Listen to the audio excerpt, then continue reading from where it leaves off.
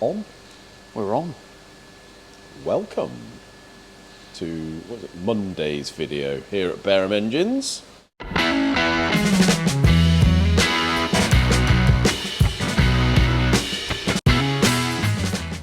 And today I'm cracking on with the Honda Type R, mate. Nice little K28. Covering all details. GDPR and all that. Well. So, you can see I've got 3 pistons down the holes already. Nice. Oh yeah, you've got the, what are they? Wosners. Wosners, mate. They Got look the lovely. Wosner piston and rod kit. Lovely. And I have just, as I say, I put 3 of those pistons in. They got the rings on. Okay. They're on the rods. And I've got one more to do, so I just thought I would show you the process. Just take note of our little our piston little ring holder there. And the bearing holder, mate. Perfect, they are, aren't Done they? by Level Motorsport. Matt there. Matt is the one that is going to be doing the wiring for the E30 BMW. Yeah, that's it. Very excited. Very, very decent work that man does. Yeah. By the looks of it. So yeah, Matt's made us those little little holders there. And also the crankshaft holders. Very nice. We've ordered another 5 sets of all that. Lovely. That's what we need.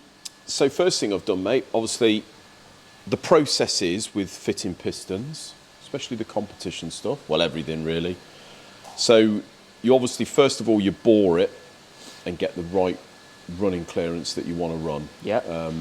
Going on the piston chart. So most pistons aftermarket now will have a chart of recommended running clearances depending on the application. So you'll have street use, Turbo, nitro, turbo, race, drag, all the rest of it. All that, yeah. So you pick which one you're gonna run and make sure that's right, and you do that before you start doing your ring gaps. Yeah. Obviously. And then what you do with your ring gaps is we've laid these rings out.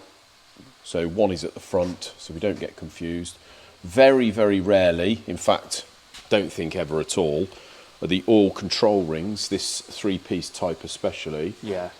You always have enough clearance there, more than enough. And you can't really do anything with them anyway because they're so thin. They're so thin. I mean, when I do the ring gaps, I do them on the, I mean, that there is about 25 thou, which is more than enough. When I do the ring gaps, I do them on, it's actually the diamond dressing wheel. Yeah. For the for dressing the tools for the Centronic, isn't it? The 3 face cutters. So I do them on there. Obviously, with the diamond grinding wheel, it's a lot better to do at least the chromium rings, because chromium rings, if you start filing those, chip away. Chip them away, mate. No good at all, is it? It does work on a diamond wheel, doesn't it? It does, yeah. So what have we got here? So first of all, we've got a little chart that come with the Wosner pistons and rods, and it gives you, if you look here, these are the recommended piston ring clearances. So I'm assuming that's for all of the rings, because it doesn't say first, second or third. It just says that's your clearance. And what you do, so it's given normally aspirated, which we've got. Yeah.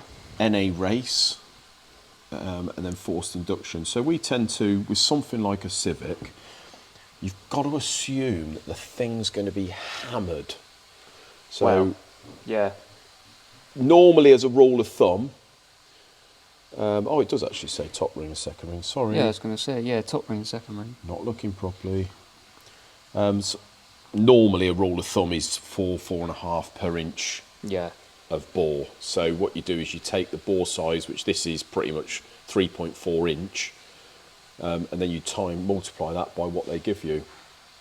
So say if we aim for 5 thou, top and second, then that's going to give you about 17 thou. So yeah, that's going to be sort of able to be thrashed. That's it. So I'll do them at, I shall do them to about 18 thou. Yeah. Going to be good to go there, mate. First of all, I've checked the second ring, and they're at about 16, 17 already. Right. So just whipped a little thou off there, got them in the safe zone. But the the chromium top ring, believe it or not, was about 4th out ring gap. So if you'd So have bought that's these like things the- and just slapped them on the pistons and put them down the holes, they would have gone down the holes, but chances are if you start using it in any sort of anger, what's going to happen with the expansion, they're going to close up, So touch each other. you say 4th hour overall? They were 4th out, that's what it was. Really? Yeah, not per inch, I thought- literally 4th out. I thought you meant, yeah, I thought you meant per inch. No. No, bloody hell. No, that's all they were. So what happens if I mean, there's a lot of, it's one of those things where some people get very anal about ring gaps. Yeah. My feeling is if you're going to do them and you're in this situation here, do them properly. Yeah. But if they're slightly too big, a lot of people are going to probably disagree with me, but it's not the end of the world. You No. want it probably bigger rather than too small.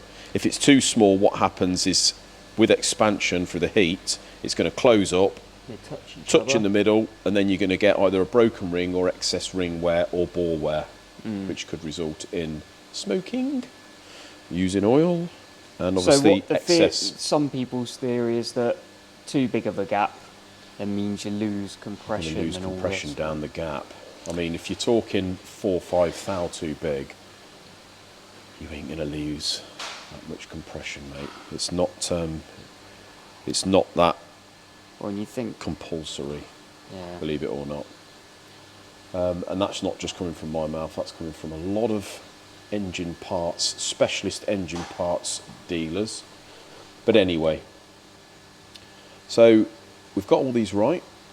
So we've got the stages, get the bores right, then get the ring gaps right.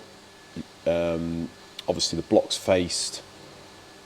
Next thing is we oil the bores up. So we oil all the bores up. Yep. Okay, I don't oil the piston, I oil the bores. Then what we do is we get the piston in the right direction of where we want it to go. So you've got an arrow here which points to the exhaust. Okay, you can see the cutouts here, smaller exhaust, bigger inlet. Inlet is on the far side on this engine, so the exhaust is this side. It's Okay. quite weird that. Normally they point to the front, don't they? The arrows on pistons. Yeah, well, you find a lot of the aftermarket stuff like this. If it's got an arrow on, it'll point to the exhaust. But Didn't know that. there we go. So having that in the right direction, we'll turn that over. Then what I want to do is get a circlip in one side. Okay. Yeah. So what I tend to do Fun is, little job. yeah, I have the gap coming backwards. You just feed that into the hole, turn it round like that. Spin it. Okay. And then we've got the pin here, which goes through holds the con rod to the piston. We slide that in the other end, pushing that in, and you should hear a Little snap. little snap, and that means that you obviously visibly check. And that circlip is sitting in its groove now. One thing you do have to make sure of, especially with a lot of the aftermarket stuff, do make sure that the circlip, because it's usually a very tight fit, make sure Yeah. it is sitting home and it's not it's all the way in its Just, groove, yeah. basically, so you can usually see that visibly. If in doubt, just get something like your little tool here and push it down, make sure it's in there, okay? So push the pin back now so we can get the rod in. Get the rod in its right direction. So the right direction for this com rod is the blank face facing forward. We've got the tangs towards us, okay? Yeah. A little bit of oil in the old small end, mate. You see this is a bushed small end. It's got a nice bronze bush in there. And we just slide that pin, not forcing it, because if it's not lined up properly, you can create a burr in the bronze. Yeah, you almost want to like wiggle the rod about and find where it just naturally wants to go in. Exactly. You do indeed. So with that pin all the way back, mate, we get these circlets. Fortunately, Wasler make, they're quite user-friendly circlips, these. I can actually push these in nearly by hand. Oh, they're all right, are they? Yeah, these are great. I normally Some of them don't are like that horrible, aren't type, they? but yeah. So that is in there now. Also, this side, you just make sure that's sitting all the way home. Because sometimes the pins are, if they're not very slightly too long, but almost too long, Yeah, that can also sometimes there's hold the like circlip only a out. very, very tiny gap between the pin and the clip, isn't there? There is indeed, yeah. Sometimes, I mean, you can't really do it on these because of how big the internal diameter of that is, but on some, I'll put like a little dolly in there and just knock it against the pin on each side, just to make sure they're sat all the way back and not going to pop out or anything. Doesn't hurt, mate, does it? As long as that pin is in there, because the last thing you want is this thing popping out, pin coming over, rubbing up the bore, buggering up your engine. That'll do serious damage. It would. We've seen it many a times in the past. So we make sure then that the piston moves freely on the pin there and inside the rod. And then we've got the big end bearing sitting in the rod with the cap on loosely. And next thing is the rings. So we start off with the oil control ring. Take one. No, I don't. I'm lying. We take the expansion ring. The middle part. The middle part. And we pop that on. Now where the join is, you can see that join with the expansion bit. I always make sure that's upwards. And where the join is now, you hold your thumb on there. Okay, so what you don't want is the join overlapping itself. Yeah, because they do when you... They do. So then we get our second ring, mate, once the all control ring's on. Yep. We actually did record this once, didn't we, mate? And the bloody microphones went off. So when you've got the expansion on in the middle there, you hold the join where it joins together to make sure it doesn't overlap itself. And then you insert one side of the rings and feed that round, and then do the bottom one. But I have the joins of the two, like the rails, the actual rails, 180 degrees from each other. And this is how we peel them on. So this is a second ring. You can see we've got a mark which goes up to the top. Yeah. Okay, now be careful of this because this is a cast iron one usually, so it's a bit fragile. And then at the bottom you've got a step. So the profile of that will have a little step on the bottom. It's like an L shape, isn't it? A little L shape, and that is your like your scraper edge.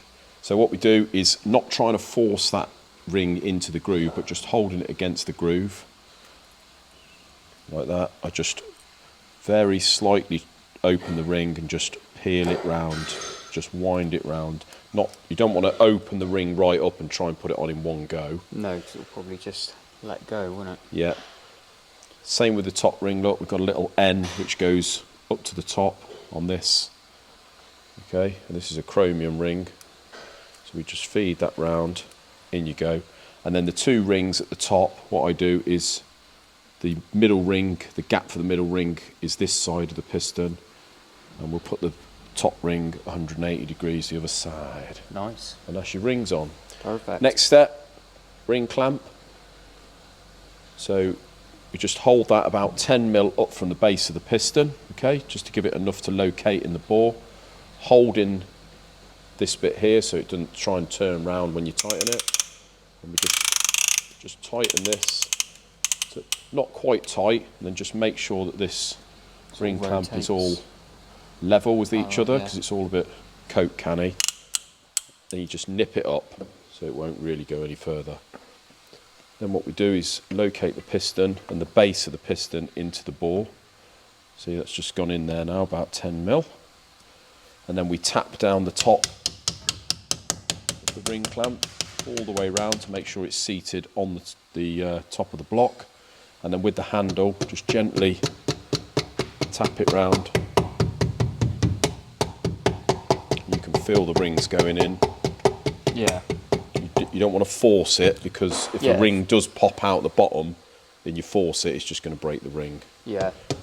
So, you should always stop and have a look if there's any resistance, shouldn't you? Yeah. Like big resistance. Yeah, you can sort of feel it, and that's why I normally tap the piston all the way around, because it sort of feeds those rings in. Yeah. So that's it, mate. All the pistons are in. Lovely. So next step with this, we turn it over now. Once you've balanced the crank assembly, we polish the crank. Yeah. We can get that in there with our bearings. We'd normally put the crank in first, really, wouldn't we? But normally, but I know there's nothing we need to do with these pistons. Yeah. We've literally took a couple of thou off the face of this block, which will be made up with a gasket, and these are what they are, these pistons. We don't need to do any machining on the crowns of them. Ideal. So that's that, mate. In it. Cheers. We are very busy. Steve's are. coming up tomorrow to pick that one up and drop another one off. Lovely. We have customers coming to pick the Perkins up. The 500 motor. We took the rocker cover off. The only reason I took the rocker cover off was just to have a quick look at the cams and see what we got inside here. And this being an RS 500 lump, mate, I suspect, I don't know whether this is true or not, but I suspect the customers got this car, whether it's meant to all been standard. I've heard this plenty of times with the 500s. Yeah. Meant to all be nice and standard and what have you. But the first thing I've noticed down here is we've got 6 long studs, mate. Oh, yeah. So usually back in the day when those 6 long studs have been put in, obviously the engine's been built and it's usually been probably, I would say probably tuned, but could be wrong. They could have just put them in for a bout and braces, but usually back in the day they didn't do it as a bout and braces. It was usually a you're going big let's power. go racing. Yeah. But obviously these days with the price of them 500s, you ain't going to want to race it round very often, are you? No, definitely not. So that was it really, mate. That's a bit of a technical today, isn't it? Yeah, little tacky one. Keep it simple. Not going to have any moaning today or anything like that. No disasters. Just a straightforward Little bit of information. bit of information on how to the stages of fitting pistons and how we go about it. It's the same with anything. If we were going to be checking the piston heights, we would usually put a piston in first with the crank in, with obviously no rings. Yeah. Checking it and then putting the piston onto a rod with the pin but no circlips, just dummying it up, Yeah. so we can disassemble it fairly easy. But in this case we don't need to do that. So No. there we go. So the next step with this, obviously once we've done that, put the crank in, get the head together, off it goes. Ideal. Are we putting it all together, or is it just bottom end? Just going to do the bottom end and then give him the head back and fair enough. let him do it. Nice. What's going on here? I'm pretty much as far as I can get with that. Yeah. Bar what? Bar the diesel pump. I need that before I can put the cover on, and that is it pretty much. That, and I can put the sump on, but Wires in the oil. I know, it's a terrible idea. Well, look like a belt in the oil. Yeah, I've checked that solenoid and it's all good. What is this? I ain't totally sure what it does. Is it an electronic, Like pressure Or relief, pressure relief valve, something, or- I don't know. It's weird. That's crazy. I'm not entirely sure what it does, but I'm sure Ford know what they're doing. don't really know what this is all about either. What is it? Maybe a return or something, but Maybe. it's a bit weird to put it right on the pickup as well. Yeah. Does it actually go on the pickup, does it? Yeah, it's clipped on there. Strange, isn't it? Mm. Oh well. But yeah, so once I've got that diesel pump back, there's a sprocket that goes on here that lines up. I've got to turn it around. And then, then I can pull all these pins out and Pull the pin. we're good to go. Excellent, mate. So you'll have Ready it for back the next soon, one? Chris. Yeah. Ready for the next one, isn't it? Well, there we go, mate. We'll end it there. Thank you very much for watching. We'll see you in Wednesday's video. Cheers, guys.